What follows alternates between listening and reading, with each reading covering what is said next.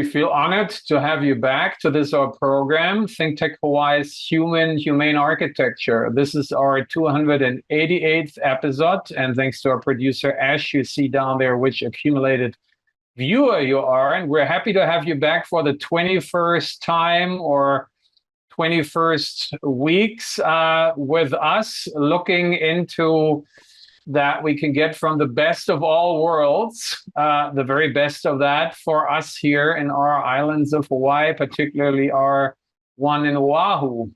And us is usually the three of us. It is DeSoto Brown from or in his Bishop Museum or from his home where he wanted to do it. And he got complimented on that by one of our favorite and most loyal viewers, our mid-century modern master Ron Lindgren, how perfectly the birds and the dogs are choreographed into the program in an exotic way. Today, his coconut wire doesn't work technology, so he won't be with us. So we only have us other two bald howlies with even whiter skin, and that is Matt Noblett in his Boston, Massachusetts, and me, Martin Despang, in Waikiki Grand. So see you for that in a sec.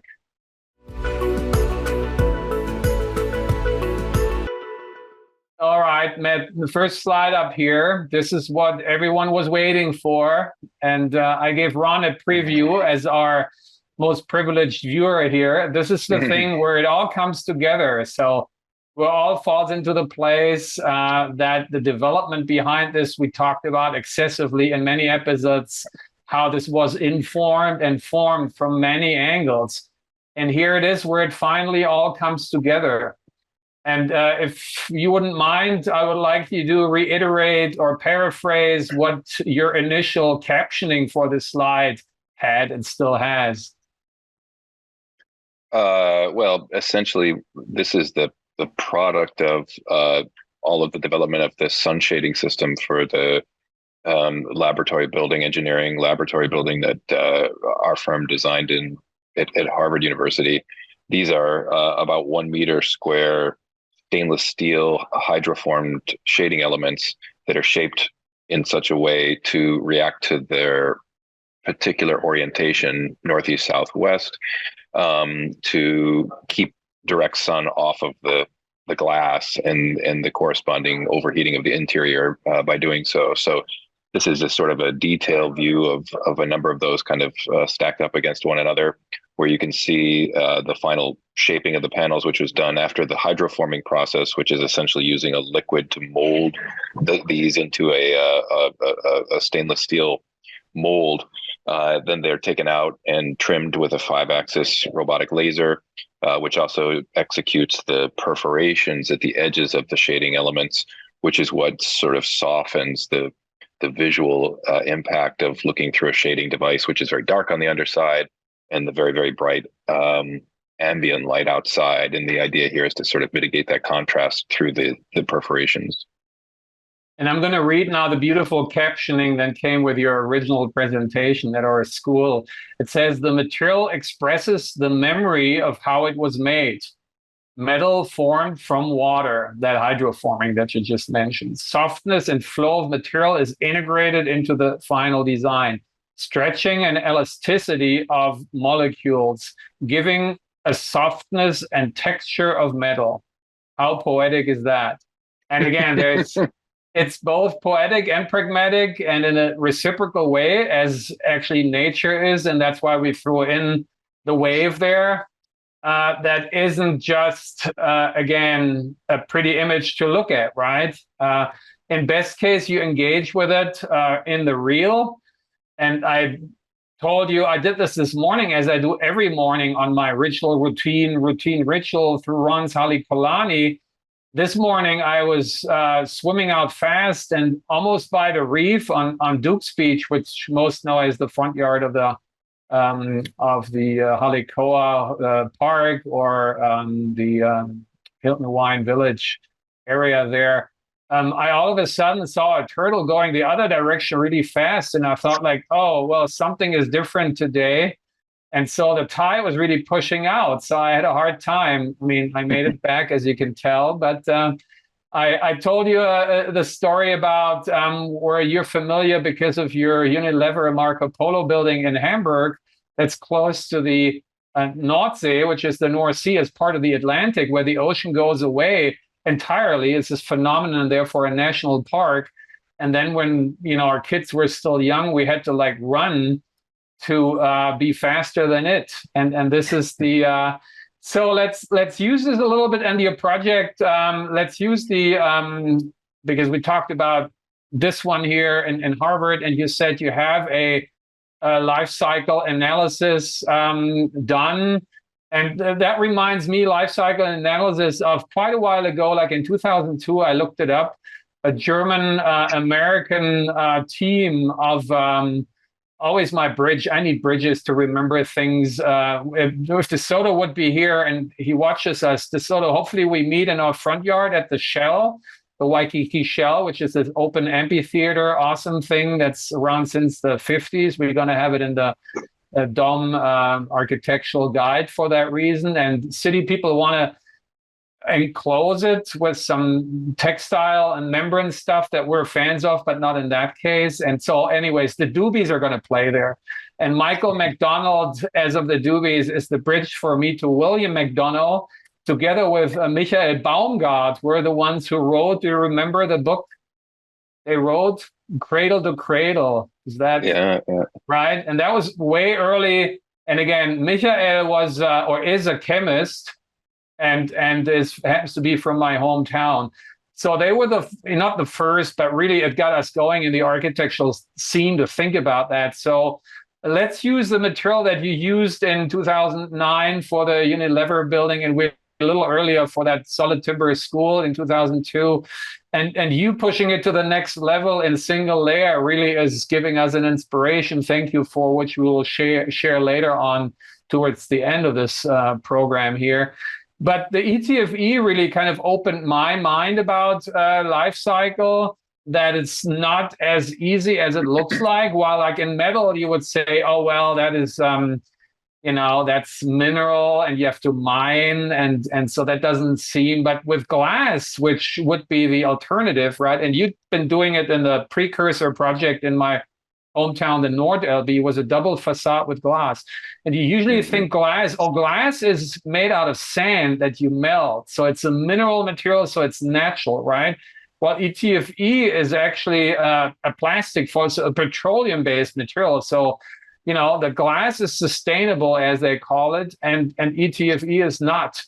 But let's do a little bit more differentiated, full life cycle and all-encompassing and run through, which I did. So like the production of glass, right? I mean, to make sand melt needs 1,000 degrees of Fahrenheit or Celsius, doesn't matter, right?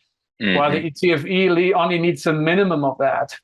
Mm-hmm. Then the weight of it and the substructure you need for that, and per code you need laminated glass that's tempered, and it can only have a certain size, and then you can't go, then it gets bigger, and then it can't crush, it shouldn't crush and chip your head off, right?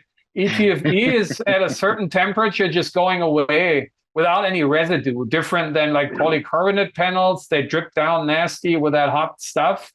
And and burn your skin. That stuff is just going away, right?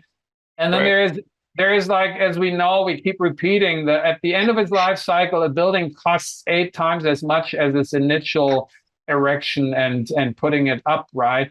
And that is through maintenance, of course, through heating and cooling, which your skin helps to reduce that, but also basically maintenance in terms of cleaning it, right? And stainless steel is a material that's known for very sort of serviceable and not having a lot of cleaning needs.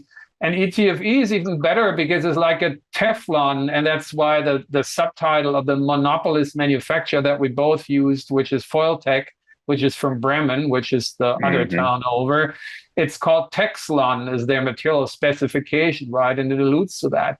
So for all these years, you don't have to have this, likely diesel-fueled pickup truck coming with these people and their nasty cleaning materials, because at least, I don't know about your building, but mine is a public, and they don't like to do cleaning and service. And I bet you they have never cleaned that roof, and they never need to, because it's also not transparent but translucent, and then the rain always washes it off, right?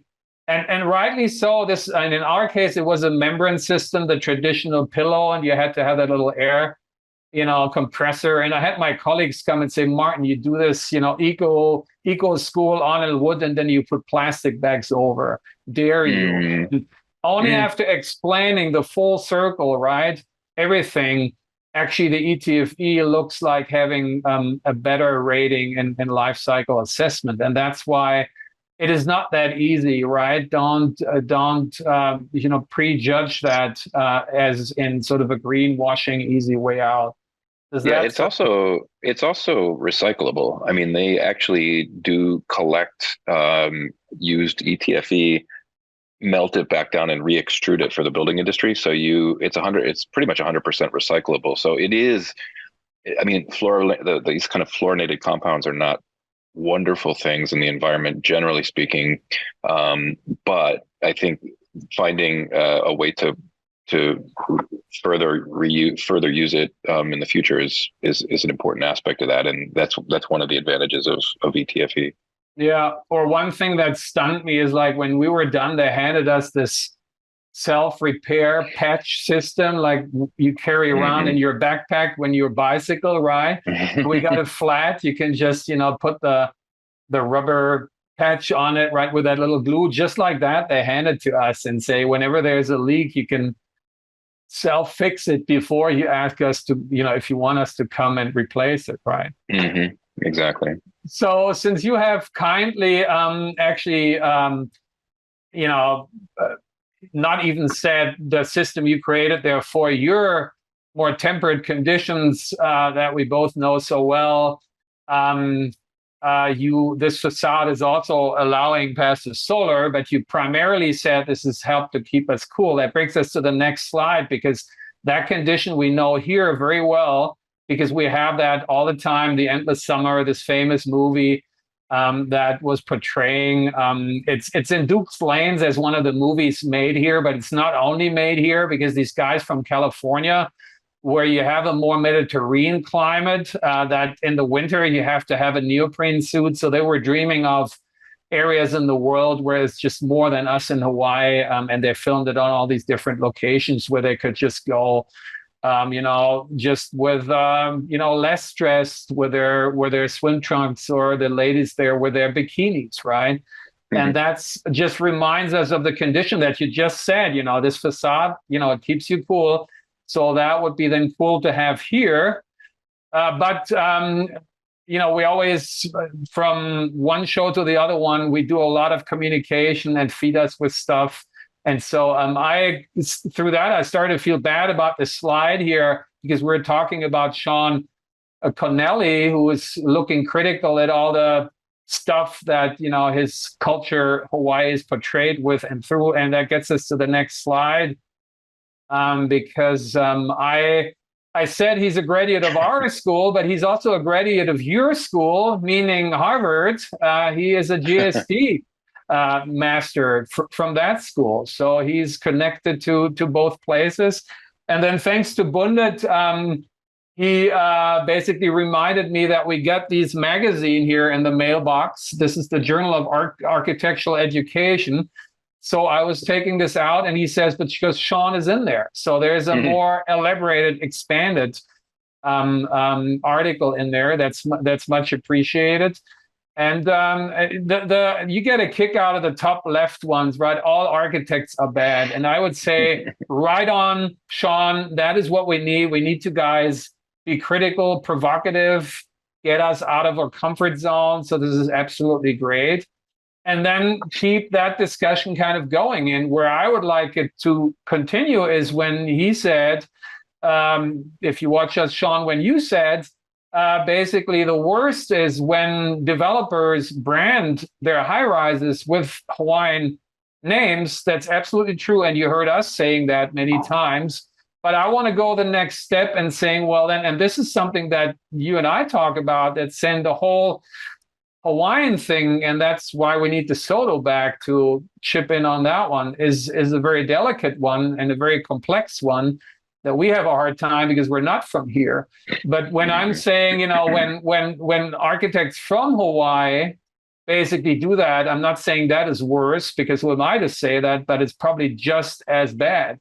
So that's a discussion. So I mean, speaking of Ron, I throw out my opinion, and please share yours, Matt, because that's the point of our dialogue here. But I'm saying I prefer Ron Lindgren, who's a haole, has not even set up shop here, only as when they had a project. So they were always in Long Beach, California, although he's originally from your East Coast, more Midwest East Coast. When he comes here and then leaves us with something that is performing tropical exotic and, in the sense of Hawaiian, rather than people who have their office here are Hawaiian and say this all the time, like WCIT and their founding principal, Bob Iopa.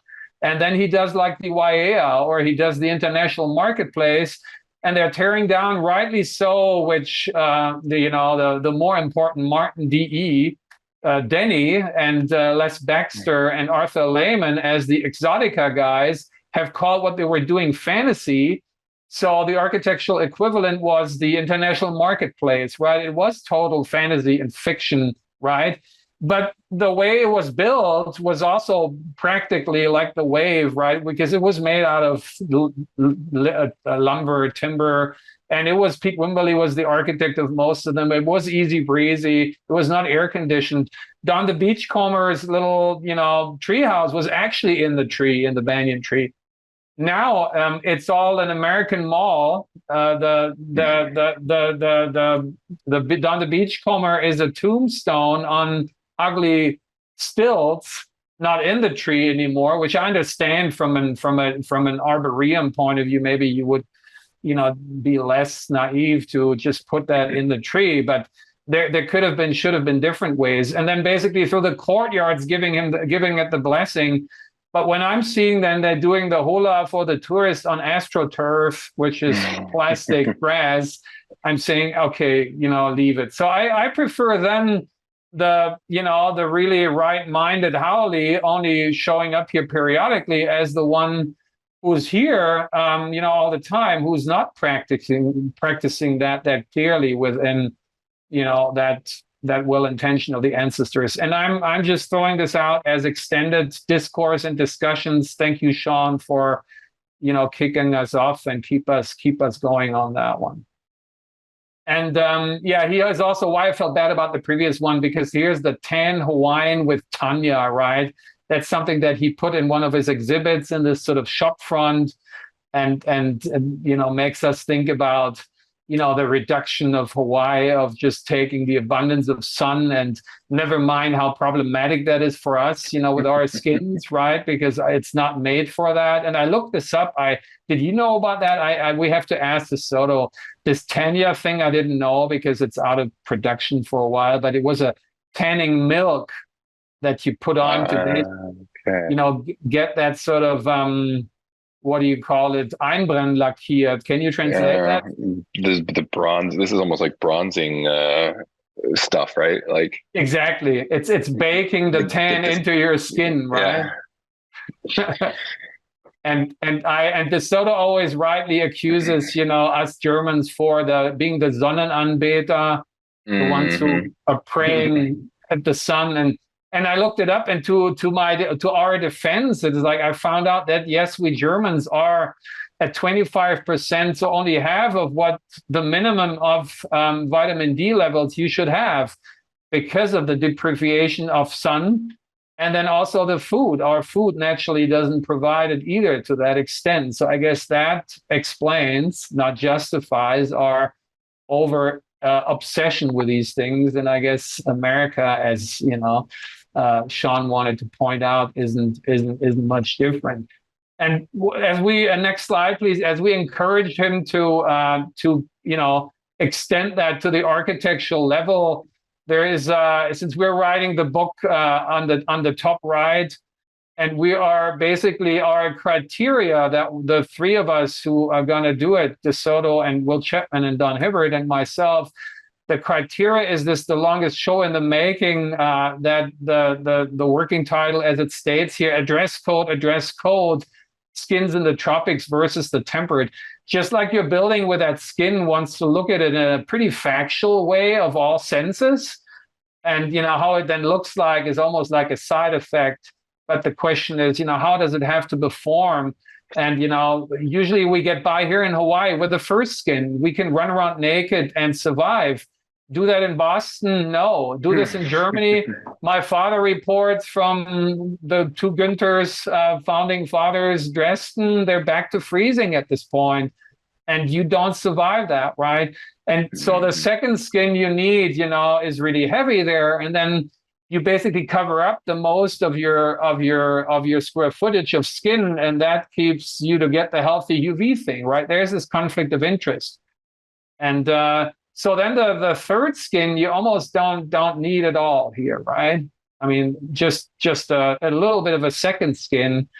And that is now gets us to the left part of this page here, because this is another publisher, Oral Publishers, that we ran across when we were on the Big Island. I can think we throw this into an upcoming show that we call the Liquid Stone or so, talk about the reflection on the Big Island.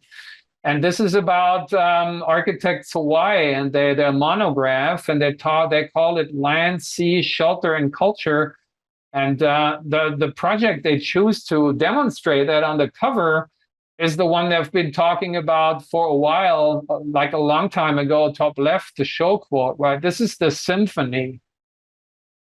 And the symphony is basically across the Blaisdell. And we're saying, as a criteria for the book, we're doing orientation, and then in relative to its fenestration is our check. And this one is orientation wrong because it goes basically Eva, Diamond Head, and not Malka Mackay. That way it blocks the wind flow, the macro wind flow, and that automatically gets you in trouble because then your major facade is facing sunset. And then you get that sunburn. And sorry for the ladies, this should have been a guy, it doesn't matter, right? It's not supposed to be sexist. But there wasn't equally, in your face images of sunburned guys. So that's what it basically does. And if you turn the other sort of, we were right in the intro, if you turn the AC, imagine you turn the AC off in a building, and, the longer you can survive in it, the more you are in our book.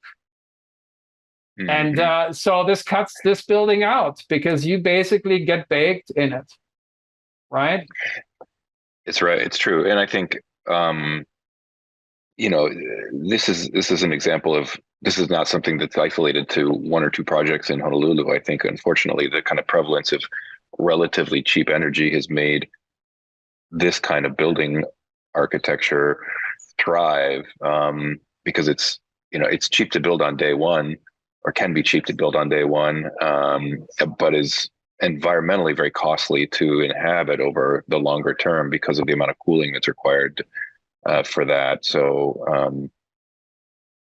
I think this is kind of one of the big concerns with sort of some of the imported technology that you see in Honolulu, is that it really fundamentally misunderstands the opportunity of building in that place. And that's something certainly I think some of the people you mentioned here recognize intuitively because they were born and raised there.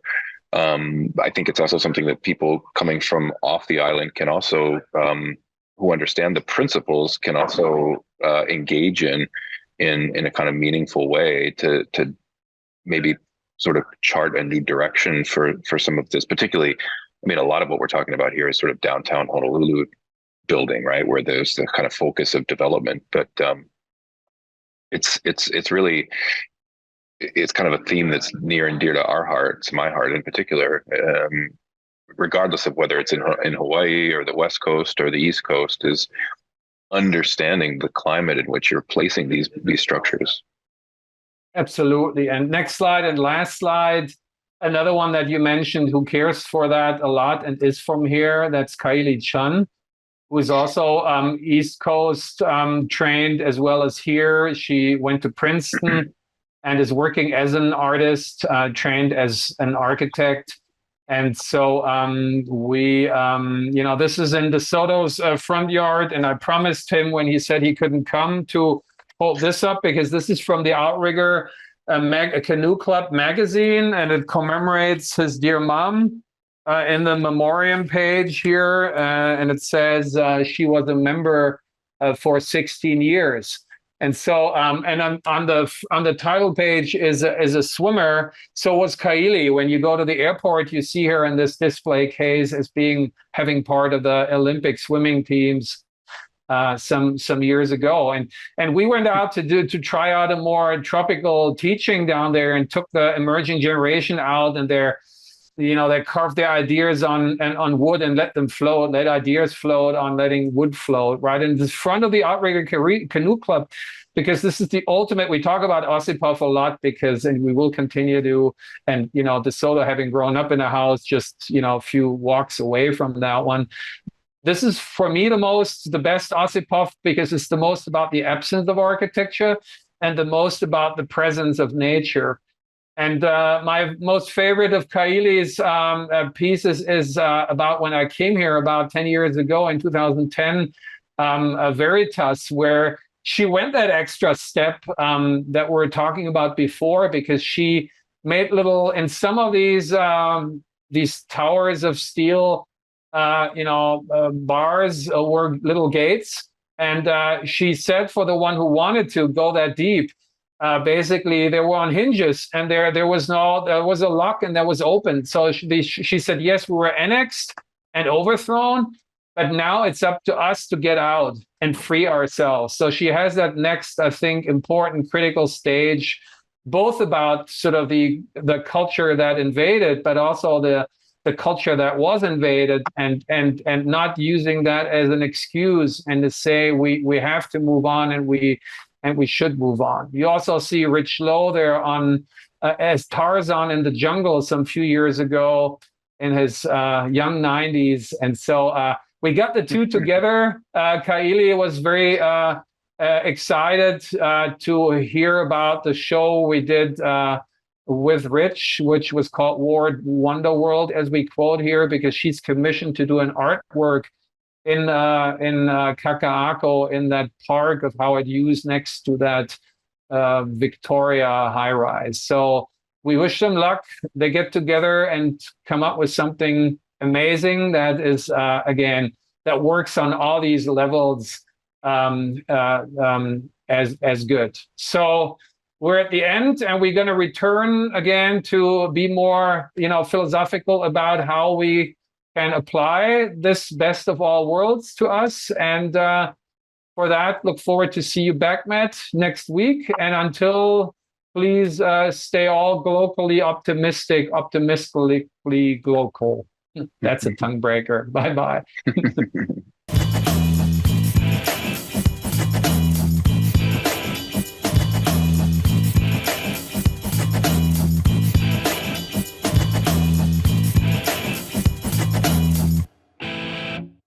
Thank you so much for watching Think Tech Hawaii. If you like what we do, please like us and click the subscribe button on YouTube and the follow button on Vimeo. You can also follow us on Facebook, Instagram, and LinkedIn, and donate to us at thinktechhawaii.com. Mahalo.